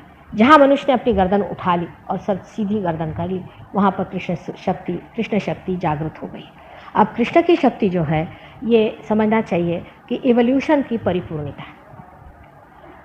पहले तो हम अमीबा थे, वहाँ से मछली कछुआ वगैरह होते हुए हम राम, और राम से आगे कृष्ण तक पहुँच गए। कृष्ण ये संपूर्ण शक्ति है, विराट। जब आपकी कृष्ण शक्ति जागृत हो जाती है तब आपका संबंध विराट से होता है। माने जिसको कि अंग्रेजी में मैक्रोकोज़म और माइक्रोकोज़म कहते हैं, जिसे समष्टि और व्यक्ति इस तरह से कहा जाता है। उस समष्टि में आप समा जाते हैं, आपकी व्यक्ति उससे कनेक्टेड हो जाती है, ये कृष्ण शक्ति से होती है। इसीलिए मेरा प्रोग्राम चलते वक्त मैं आपसे कहती हूँ, इस तरह से आप मेरे और हाथ करें। इस तरह से हाथ करके अगर आप लोग बैठे रहें तो ये कृष्ण शक्ति आपके अंदर यहाँ पर जागृत हो जाएगी और आपका संबंध जो है वो विराट से हो जाएगा। विराट की शक्ति जो है उसका नाम विराटांगना है। वो शक्ति सब दूर हमारे अंदर समाई हुई है। और जिस वक्त आपको ये शक्ति मिल जाती है, जब आप कृष्ण की शक्ति को पा लेते हैं, तब आपके अंदर में साक्षित्व आ जाता है। माने ये कि आप किसी भी चीज़ को एक नाटक की तरह देखते हैं। वास्तविक है भी एक नाटक, एक लीला है। कृष्ण ने ही इसको लीला माना। राम ने जब नाटक किया था तो ऐसा दिखाया जैसे माने उसमें बहे गए थे, लेकिन कृष्ण की सिर्फ लीला थी, इसीलिए उनको पूर्ण अवतार कहते हैं।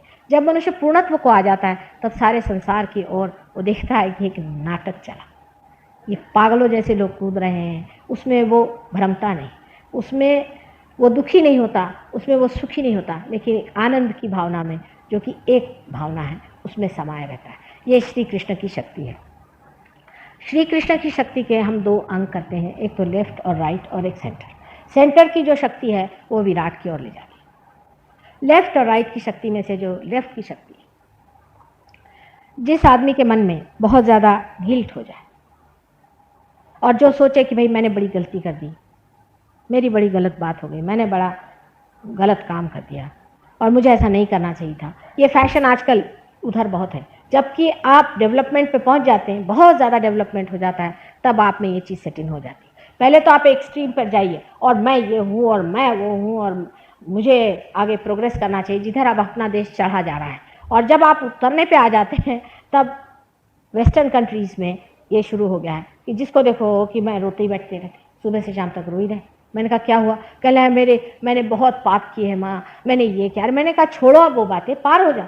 तो वो रोते रहेंगे उसी चीज़ को, रात दिन उन लोग का रोना सुन सुन के आदमी परेशान होता है। इतने रोते हैं वो लोग कि आश्चर्य होता है। यानी बहुत से तो लोग ये हैं कि वो सोचते हैं कि हमारे पूर्वजों ने जा करके हिंदुस्तान जैसे योग भूमि पर आक्रमण किया। आजकल के वहाँ के जो नवयुवक है बहुत और तरह के हैं। जिन अंग्रेज़ों को हमने पहले देखा था वो और है और ये दूसरे।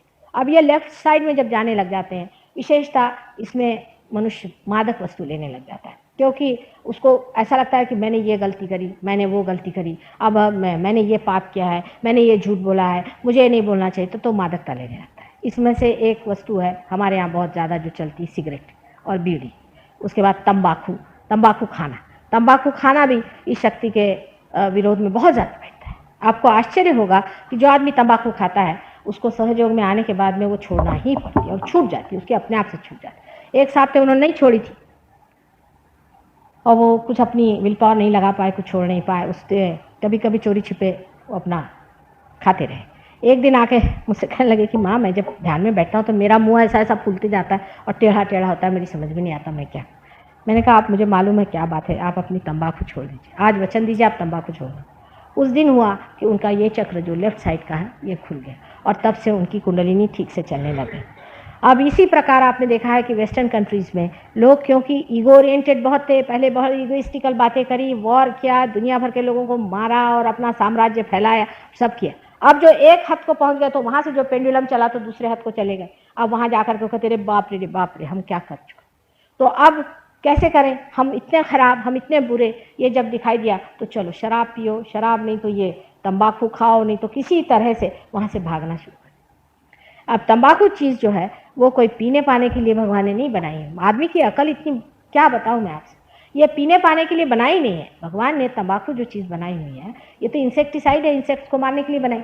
आप लोगों ने उसको पता नहीं कहाँ से जला लिया और शुरू कर दिया कि तंबाकू करें, लेकिन तंबाकू बड़ी हानिकारक चीज़ है। और तंबाकू से जो है और हमारा गुरुतत्व भी खराब हो जाता है, क्योंकि पेट में जाती है, हमारा लिवर वगैरह सबको खराब कर देती है। और वो गुरुतत्व जो है वो हमारे सागर में भरा हुआ है, जो सागर है वो हमारा गुरु है।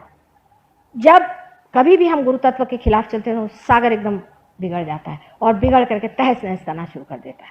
जब मैं एक बार वहाँ गई थी गुंटूर में, आंध्र के लोग थे, मैंने उनसे कहा कि आप यहाँ पर मेहरबानी से ये जो तंबाकू लगा रहे हो ये मत लगाओ। कहने लगे कि हम अपने देश वालों को नहीं देते, हम तो सारे बाहर भेजते। मैंने कहा तुम्हारे देश वाले, यहाँ आंध्र के लोग भी, जो गरीब लोग यहाँ आंध्र के लोग ऐसे लोग खूब खाते हैं और काली विद्या करते हैं, और तुम लोग इसको एक्सपोर्ट करके और सोचते बड़ा धर्म कार्य कर रहे हैं। तो कहने लगे कि नहीं माँ, इसके बगैर तो हम लोग मर जाएंगे। मैंने कहा कोई नहीं मरने वाले, आप यहाँ कपास लगाइए और कपास से ठीक हो जाएगा। कुछ उनमें से वाकई में सूदने लोग थे, उन्होंने कहा अच्छा माँ कपास लगाएं, हम कपास की शुरुआत करेंगे और वो काफ़ी बिजनेस उनका होगा। लेकिन मैंने जब 2-3 बार कहा, टेप पर भी मेरा है, तो फिर एक दिन जब वो बहुत मुझसे डिस्कस करने लगे, मैंने कहा खबरदार अब ज़्यादा मत डिस्कस करो, अगर तुमने ऐसा किया तो ये समुद्र जो है ये तुम पे बिगड़ेगा। आपको मालूम है उसी के बाद आंध्र में कितनी जोर की तूफान आए और कितने ही लोग तहस नहस हो गए और उनको पता नहीं चला कि वो कहाँ रहे। हमेशा उस साइड में हमेशा आपने देखा कि समुद्र के बड़े बड़े तूफान आते हैं और लोग उसमें सत्यानाश हो जाते हैं। पर किसी से कहो कि तुम तंबाकू लगाना बंद करो, यह अशुभ चीज़ है, तो कोई सुनने को तैयार। अब वो वहाँ पर सब खारी ज़मीन हो गई है, वहाँ तंबाकू लगा नहीं सकते, किसी तरह से तंबाकू बढ़ नहीं सकती, तो अब वो अपने नसीब को रो रहा है। सारा वो जो एरिया है वहाँ तंबाकू लगता है और वहाँ हमेशा बड़े बड़े आप जानते हैं साइक्लोन्स आते हैं और वहाँ मारते हैं। जिस जिस दिन लोग इस चीज़ को समझ लें कि तंबाकू लगाने से और काली विद्या करने से समुद्र हमसे नाराज़ हो जाता है, उस दिन वो समझ जाएंगे कि कितना परमेश्वर का हमें आशीर्वाद है, कितनी सुंदर हमारे पास ज़मीन है, उसका उपयोग हम कोई और चीज़ करने में करें। लेकिन मनुष्य को छोटी चीज़ में समाधान नहीं होता। वो चाहता है कि सारे संसार की जितनी भी संपत्ति है मैं ले लूँ, पर ये भी नहीं देखता कि जिसके पास है भी संपत्ति वो कौन बड़ा सुखी बैठा, वो कौन बड़ा आनंद में बैठा। तो ये लेफ्ट साइड की जो शक्ति है, जिसको कि हम विष्णु माया की शक्ति कहते हैं, ये बहन की शक्ति, श्री कृष्ण की बहन की शक्ति है। जो विष्णु माया आप जानते हैं, उनकी जो बहन मारी गई थी और जो आकाश में जा कर के जिसने आकाशवाणी की थी कि तुम्हारा अभी भी मारने वाला हत्यारा अभी भी जीवित है, वही विष्णु माया की शक्ति ये है। और ये बहन के रिश्तेदारी की बात है। अगर आपकी बहन बीमार हो तो आपका ये चक्र पकड़ जाए, आपके बहन पे कोई तकलीफ हो तो ये चक्र आपका पकड़ जाए। अगर आपकी रिश्तेदारी बहन के मामले में आप ठीक ना, मैंने अब किसी को बहन मानते हैं और आपकी नज़र खराब, आजकल के लोगों के ये चक्र बहुत खराब रहता है क्योंकि उनमें पवित्रता नहीं है। अपनी पत्नी के अलावा सब औरतों को अपनी बहन या माँ मानना चाहिए। ये जो शास्त्रों में लिखा है, लोग हंसते हैं, ये कैसे हो सकता है, मतलब ये तो हो ही नहीं सकता, क्योंकि सब लोग कुत्ते हो गए ना। कुत्तों को तो समझ में आती नहीं है बात कि इस तरह से भी कोई पावित्र होता है। आप करके देखिए कि सिर्फ आप अपनी पत्नी छोड़ करके किसी भी बहन औरत अपनी बहन और माँ मानिए, देखिए कितना संतोष आपके अंदर आएगा, कितनी आपके प्रॉब्लम सॉल्व हो जाएंगे, कितना समाज सुगठित हो जाएगा। अभी देखिए पहले के समाज में कितने ही लोग घर में आते थे, रहते थे, कोई प्रॉब्लम खड़ा नहीं होता था। विशेषतः विलायत में देखिए, विलायत में ये हालत हो गई है कि हमारे एक शिष्य थे, उनकी उम्र सिर्फ 26 साल की थी, उनकी माँ की उम्र थी कोई समझ लीजिए 42 या 43 की रही होगी। उनके घर में इनके एक दोस्त साहब घर में रहने को आ गए, तो वो उनकी माँ उनके साथ भागे। वो साहब उनसे 24 साल की उम्र के थे, 2 साल छोटे थे, उनके साथ उनकी माँ भाग। मैंने किसी चीज़ का सेंस ऑफ प्रोपोर्शन ही नहीं रह गया। आप सोचिए कि लड़के का दोस्त घर में आए, वो माँ को लेके भाग। अभी आने से पहले एक हमने पढ़ा आर्टिकल जिसको सुन के आप हैरान हो जाएंगे। 17 साल के लड़के ने अपने माँ से शादी कर ली और जा करके भी कोर्ट में लड़ाई कर रहे हैं दोनों माँ बेटे कि हमारा मंजूर होना चाहिए कि हमने शादी की। ये सारी लेफ्ट साइड की जो अपवित्रता है, ये हमारे सिनेमा वालों में भी अकल नहीं। वो इतना पाप कर रहे हैं, उसका उनको फल भोगना पड़ेगा। सबको ये सत्युग है, इसमें सबको अपने पाप का फल भोगना पड़ेगा। इस तरह की जो हमने अपनी अपवित्र हालत कर ली, हमारी शक्लें देखिए कैसी है, कोई उसमें न तेजस्विता है, न उसमें कोई भोलापन है, न उसमें कोई सादगी है। एक तरह से हर समय आंखें चलाना। अब ये जो आंखें चलाने की बीमारी है, ये भी कृष्ण शक्ति से ही दंडित होती है। आप देखिए कि हर समय मनुष्य आंखें चलाते रहते हैं। आंखें चलाने से आपके अंदर भूत घुस आते, आपको पता नहीं लेफ्ट साइड से अगर आपके अंदर भूत घुस आए तो आपकी आंख, आप कुछ करते ही नहीं। आंख चलाने से आप करते क्या, सिर्फ आंख चला रहे हैं। आंखें चलाने से आपको कुछ आनंद तो आता ही नहीं है, उसमें एक मिथ है। उस मिथ में आप घूम रहे हैं, आंखें इधर से उधर चल रही हैं, इसको देख रही, उसको देख रही, उसको देख रही, और आपका जो विशुद्धि चक्र है लेफ्ट साइड में पकड़ा जा रहा है। और इस लेफ्ट साइड को पकड़ने से आपके अंदर गिल्ट बनता जाएगा। हर समय आप कभी भी सुखी नहीं रह सकते। आदमी को इसीलिए पहले हमारे ज़माने में जब हम लोग छोटे थे तो हमारे पिता माता कहते थे कि आंख अपनी ज़मीन पर रख के हमेशा चलना चाहिए। आपने सुना है कि लक्ष्मण जी ने सिर्फ सीता जी के पाँव के ही अलंकार देखे थे, उससे ऊपर उन्होंने देखे नहीं थे। क्या उनको वो कोई दुष्ट आदमी थे या कोई वो बुरे आदमी थे? अरे क्या कानून था कि आंख अपनी नीचे करके चले। शहनशाह लोग जो होते हैं हमेशा आंख नीचे करके चले, जो बिल्कुल हमेशा भिखारी और भूत जैसे होते हैं वो इधर उधर देखते चलते। जो आदमी खुद अपनी शान में प्रतिष्ठा में होता है, उसको क्या पड़ी हुई किसी को क्या देखने की। और आपको पता होना, जैसे ही आप दूसरे को देखते हैं उसकी जो दुर्गंध है, उसकी जो बुराइयां हैं, उसके अंदर बसे हुए जो कंडीशनिंग है आपके अंदर आ जाती है। और ये इतनी ज़्यादा बीमारी बढ़ रही है लोगों में, इस कदर लोग इससे भरे हुए हैं, वो समझते नहीं कि हम इससे आंखें कैसे बचा लें। इससे आंखें लाल हो जाती हैं, आदमी की आंखों में कमजोरी आ जाती है, आंख बहुत तकलीफ देने लग जाती है। तब भी बताया जाता है कि आप घास पे चला करें, पृथ्वी माँ पे चला करें, या आपकी माँ है। माँ को जानने से ही आप अपनी बहन को भी समझेंगे। जब तक आप अपनी माँ ही को नहीं जानिएगा तो बहन को नहीं समझ सकते। लेकिन वास्तविकता यह है कि आप अपनी आंख नीचे नतमस्तक होकर के रखें और रास्ते में चलते वक्त या किसी की भी और बुरी दृष्टि से नहीं देखना चाहिए। ये पाप है और गुरुओं ने भी इसे बताया, दाउ shalt not commit adultery. Christ ने आकर के उसका और वहां हो करके कहा कि thou shalt not have adulterous eyes. उन्होंने साफ कह दिया कि adulterous eyes are equally evil as adulterous life. इस पवित्रता पे उन्होंने आपको पहुंचा दिया और उम्मीद की थी, लेकिन आज जहां संसार पहुंचा हुआ है, हम ये बात भी पहुंचा हुआ तो बुरा मान जाते हैं, पर आप कोशिश करके देखिए अपने जीवन में और सबके जीवन में इतनी सरसता और इतनी सौंदर्य आ जाए। ये आंखों को चलाना और इस तरह से अपने को नीचे गिरा लेना, इसको कि आगे जाकर प्रोस्टिट्यूशन आदि, अब आजकल के जो गाने हैं औरतों का बैठ के गाने का ढंग आदि वगैरह, सब में इस कदर छिछलापन और इस कदर अपने को चीप कर लेने की तरीके हैं कि समझ में नहीं आता कि खासकर हमारे मिडिल क्लास के लोगों को इसकी क्या पड़ी। अति पैसे वाले तो बचने नहीं वाले, वो तो जाएंगे चूल्हे में, उनके पास तो साधन ही मिल गया। जिसके पास अति पैसा आ गया अब उसको तो लगता है क्या करूँ ना क्या ना करूँ, इस पैसे को कौन से गड्ढे में डालूं और उसके साथ मैं भी कूद जाऊँ। जैसे ही उसके पास पैसा आ जाता पहले सोचता है मैं रेस में जाऊँ कि ये करूँ कि वो करूँ। आज इसलिए मैं पाप पुण्य की चर्चा कर रही हूँ क्योंकि गुरु की बात हो रही है। पाप पुण्य का विचार आपको इस विशुद्धि चक्र पे आता है। पाप और पुण्य क्या है? अगर आपको पाप और पुण्य का विचार विशुद्धि चक्र तक नहीं आया तो आप काम से गए, आपकी कुंडली जागृत नहीं हुई। संसार में पाप और पुण्य दोनों चीज़ें हैं, लेकिन ये सोचते माँ वो इतना पापी आदमी, लेकिन देखो उसकी कितनी प्रगति। मैंने कहा तुम उसके घर में जाकर, उसके जीवन में जाकर क्या उसकी प्रगति हुई है? जिस आदमी के मुख पर ज़रा भी आनंद नहीं, जिसका नाम लेते ही लोग कहते बाबा किसका नाम ले लिया, जिस आदमी के पीठ पीछे कभी भी कोई आदमी अच्छी बात नहीं कहता, ऐसे आदमी चरित्रहीन और ऐसे गिरे हुए लोगों को आप अगर आदर्श मानिएगा तो आपका भी ठिकाना हो जाए। हमारे सहयोग में आप जब पार हो जाइएगा तो अपने आप से आपके अंदर शक्ति आ जाएगी। आप स्वयं ही अपनी प्रतिष्ठा को जानिएगा, क्योंकि आप हैं, आप बहुत प्रतिष्ठित हैं। आप जानते नहीं कि परमात्मा ने कितनी मेहनत से चक्र आपके अंदर बनाया, एक एक चीज़ को कितनी सुंदरता से बनाया है और उसको किस तरह से घड़ाया है और एक कुंडलिनी को किस तरह से सुव्यवस्थित रखा हुआ है। आप अपना ही अपमान कर रहे हैं, अपने ही को नीचे गिरा रहे हैं। आप अपनी कीमत समझें, अपना बड़प्पन समझें, अपनी हालात को आप समझें कि आप तो सारे संसार के फूल हैं और आपको फल में बदलना है। अगर आप इस चीज़ को समझ लें कि आप ही परमात्मा के वरेण्य हैं, परमात्मा आप ही को मानता है और आप ही के सामने झुक रहा है और आपसे कह रहा है कि आप इसको पा लीजिए जो आपका श्रेय है। श्रेय को पहचानना भी मनुष्य की सुबुद्धि से होता है। जब तक उसके अंदर दुर्बुद्धि बनी रहेगी वो कर नहीं सकता। यह सुबुद्धि भी विशुद्धि चक्र के जागृति से होती है। जब मनुष्य अपने विशुद्धि चक्र में जाग उठता है उसके अंदर अपने आप सुबुद्धि आ जाती है, उसके अंदर बैलेंस आ जाता है।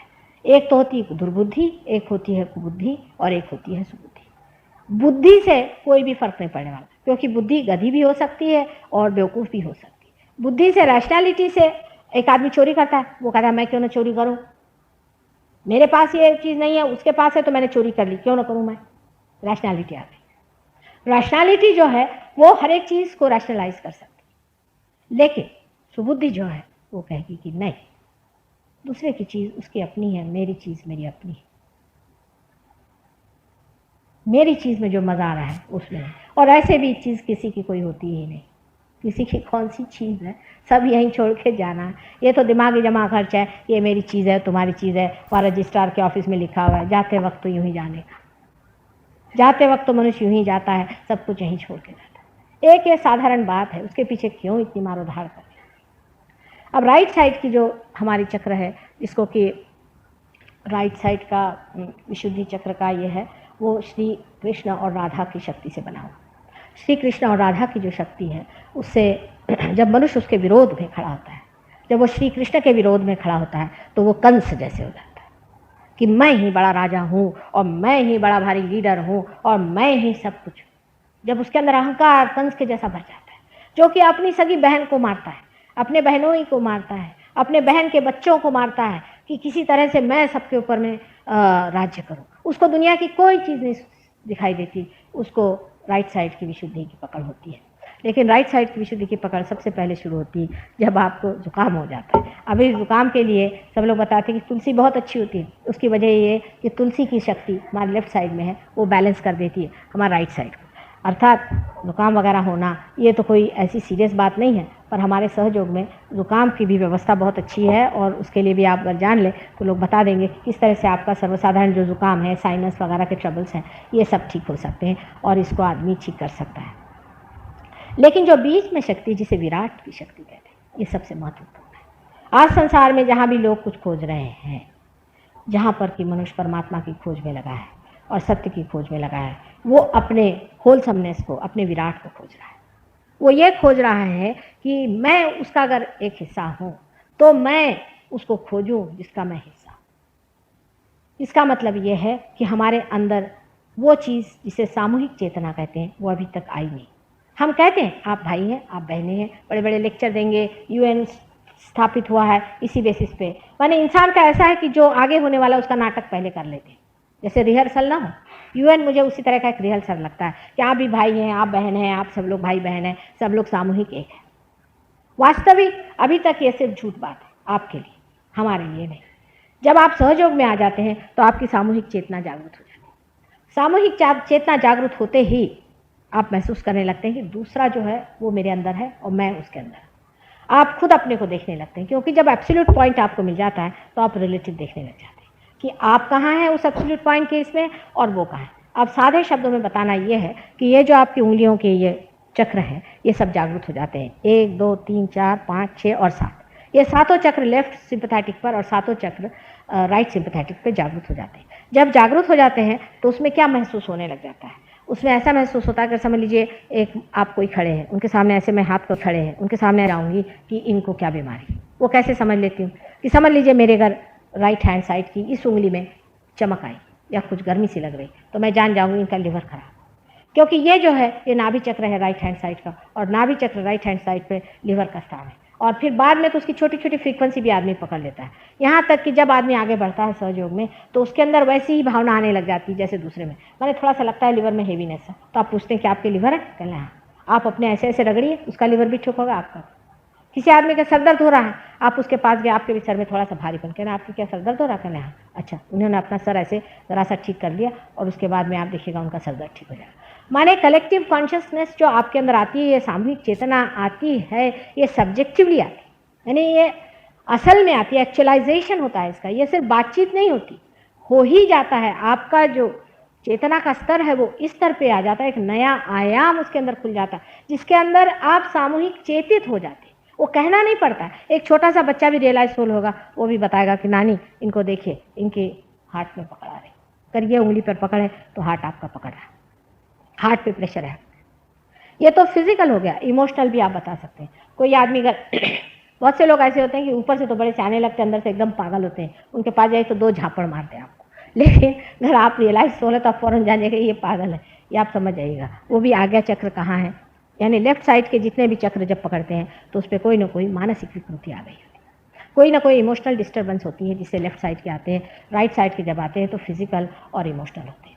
ये अपने विशुद्धि चक्र से कनेक्टेड है। अब बहुत से लोग पार हो जाते हैं पर उनकी अंदर वाइब्रेशंस वो फील नहीं कर पाते। इसका कारण है विशुद्धि चक्र की खराबी होना, क्योंकि विशुद्धि चक्र मैंने बताया आपसे सिगरेट से बहुत खराब होता है। शहर के वातावरण में आप सिगरेट नहीं भी पीते हैं तो भी एक आपके समझ लीजिए पिताजी सिगरेट पीने वाले हुए कुछ हुआ तो यहाँ पर जा करके ये जो विशुद्धि चक्र है यहाँ खराब हो जाता है। जब विशुद्धि चक्र खराब हो जाता है तो उसमें निकलने वाली जो 2 नसें हैं जिससे कि हमारे अंदर हमारे सेंट्रल नर्वस सिस्टम में ये जब चेतना आती है, जब हम चेतित भी होते हैं तो भी हम उसको महसूस नहीं कर पाते क्योंकि हमारी संवेदना कम हो जाती है। हमारी संवेदना इस चक्र से बढ़ सकती है अगर ये चक्र पूरी तरह से जागरूक हो। इस चक्र के भी मंत्र हैं, वो समझ लेना चाहिए। उस चक्र की जागृति करने के लिए जो मंत्र कहे गए हैं, बतलाए गए हैं, वो कहने से ये चक्र जागरूक होता है। पर सबसे कमाल का मंत्र जो विशुद्धि चक्र का है वो ये उंगलियां दोनों विशुद्धि चक्र की हैं, इसको कान में डाल करके अगर आप सर पीछे करें और अल्लाह अकबर 3 बार कहें तो आपका चक्र साफ हो जाता है। क्योंकि अकबर जो है वो विराट है।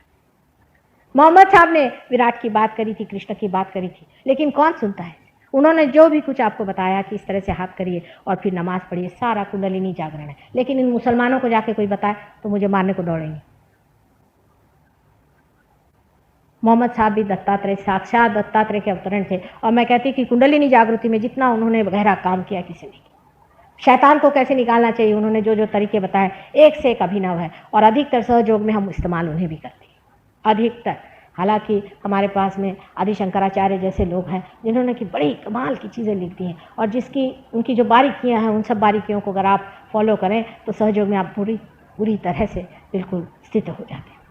हमारे ऊपर अनेक उपकार इस देश पर इन संत साधुओं के और इन बड़े बड़े अवतारों के, ऐसे ऐसे महान अवतार जिस योग भूमि में हुए हैं, विशेषकर इस पुण्य भूमि में जिसे कि हम महाराष्ट्र कहते हैं। अनेक संत साधुओं ने अपना रक्त सिंचन किया। इतनी मेहनत आप लोगों पे की है कि ज़रा से इशारे पर आप लोग पार होते हैं। खासकर जब मैं गांव में जाती हूँ तो देखती हूँ कि हज़ारों के हज़ार तादाद में चल जाते हैं। अब देखिए, आप ही देख सकते हैं कि हमारे लेक्चर ही में कितने लोग आए। यहाँ से शुरुआत है। लोगों को सत्य की पहचान नहीं, सत्य के और खिंचाव नहीं है उधर जाने को नहीं। अभी कोई आदमी कहे कि आपको मैं कपड़े उतार के नंगा नचाऊंगा, आप सब वहाँ चले जाए, पैसा दे के आप नाच के वहाँ से आएंगे और बड़े खुश होंगे, वाह वाह क्या मजा है। ऐसे बेवकूफ़ लोगों के लिए सहयोग नहीं। जो लोग गंभीर हैं, जो जिनका कैलिबर है, मराठी में जैसा कहते हैं कि येऱ्या गबाळ्याचे काम नोहे, कोई आपके अंदर वो जब तक उसकी पूरी तरह की श्रद्धा और उसके अंदर प्रतिष्ठा अपने प्रति न हो तब तक ये काम नहीं होना। जो मनुष्य स्वयं ही अपने प्रति अश्रद्धा रखता है और अपने तरफ हीनत्व रखता है, जो छोटी छोटी चीज़ पे बिक जाता है, जिसके लिए कॉम्प्रोमाइज़ करना असत्य से बहुत ही आसान चीज़ है, उसके ऊपर सहयोग नहीं चलता है। सहयोग एक साधारण मनुष्य हो, बहुत ज़्यादा विद्वान वगैरह होने की कोई ज़रूरत नहीं, बिल्कुल पढ़ा लिखा नहीं हो तो भी चल जाएगा, लेकिन दिल का पक्का होना चाहिए, शहंशाह आदमी होना चाहिए। ऐसे आदमी पे सहयोग यूँ काम कर जाता है। अब आपको कृष्ण शक्ति पर मैंने कहा कि बताने को रहूँ तो अभी 7 दिन चाहिए पूरी तरह से उसके सारे 16 पर्दे खोलने के लिए, और बताने के लिए काफ़ी चीज़ चाहिए। कुंडलिनी क्या चीज़ है आज तक आपको पता नहीं, आपने देखा नहीं, जाना नहीं। वो आप अपने आँख से देख सकते हैं, उसका स्पंदन आप देख सकते हैं, उसका चढ़ना आप देख सकते हैं, ब्रह्मरंध्र का टूटना आप देख सकते हैं। अब ये चीज़ अलग ही है जो आपने जानी नहीं, पराई चीज़ें हैं, अभी आपने जाना नहीं, लेकिन हैं। जैसे कि यहाँ पर अनेक चित्र हैं, इस वक्त आप नहीं देख पाते, आप टेलीविज़न लगाइए आप देख सकते हैं। अनेक यहाँ संगीत हो रहा है, आप देख नहीं सकते, आप रेडियो लगाइए आप सुन सकते हैं। उसी प्रकार यह अलग, ये शक्ति परमात्मा की सब दूर विराजमान है। अणु रेणु हर चीज़ में परमात्मा की शक्ति भरी हुई। मनुष्य उसको नहीं जान पाया। अब उसकी कुंडलिनी अगर जागृत हो जाए, उसका अगर कॉर्ड मेन से लग जाए तो फिर उसका परमात्मा से संवाद शुरू हो जाता है। फिर इन्हीं हाथों पर, जिनको कि आप सोचते हैं कोई विशेष चीज़ नहीं, इन्हीं हाथों पर आप जान सकते हैं। आप सब हाथ इस तरह से करके पूछें, क्या संसार में परमात्मा है? आप देखेंगे आपके अंदर ठंडी ठंडी लहरें चलनी पड़ती। इस मामले में मैं कहूँ कि बाइबल में जॉन्स रेवलेशन पे बहुत कुछ लिखा गया है कि जो आदि शक्ति है उसकी पहचान क्या है, क्योंकि क्राइस्ट के बाद ही ये कार्य, क्राइस्ट के बाद उन्होंने काफ़ी लिखा हुआ है कि किस तरह से ठंडी ठंडी लहर, कूल ब्रीज उनसे आनी चाहिए, ये उसकी पहचान है। और आप लोग भी इसको धीरे धीरे जानें। इस पर दूसरा काम जो किया हुआ है क्राइस्ट के बाद वो शंकराचार्य का है। शंकराचार्य ने भी, आदि शंकराचार्य कहने में, उन्होंने भी सौंदर्य लहरी नाम से इसको वर्णित किया हुआ है। आप इसे भी देखें और समझ लें कि चीज़ क्या।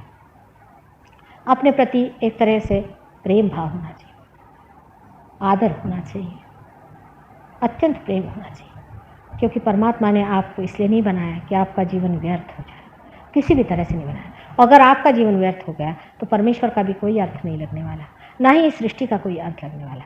इसलिए अपने प्रति आदर भाव रखते हुए, अपने प्रति प्रेम भाव रखते हुए और पूर्ण आशा से ही आप इस कार्य में संलग्न हो, और ज़रूर अवश्य आप सबको ही ये मिल जाएगा।